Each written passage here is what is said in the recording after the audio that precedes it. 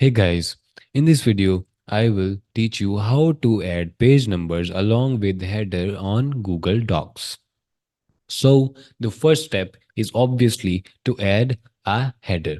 So, we will go to the Insert tab right here, click on it, and then go to the header and footer, click on header, and then you can name the header whatever you want. So, I will just name it header simply, and then I will just head over to the Options tab right here. I'll just head over to the options tab right here and then click on this page numbers option.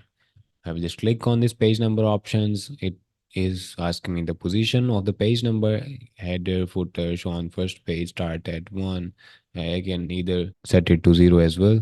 And then, but then I want it to be one. So I will click on apply. So the page number is showing here. So I don't want the page number to show here. I will just click on options again, click on page number, and then click on footer. I want the page number to be shown on the footer. So I will click on apply, and there you go. The page number is on footer. So that's how you add the header menu with along with the page numbers. Thanks for watching. Leave a like and subscribe to the channel.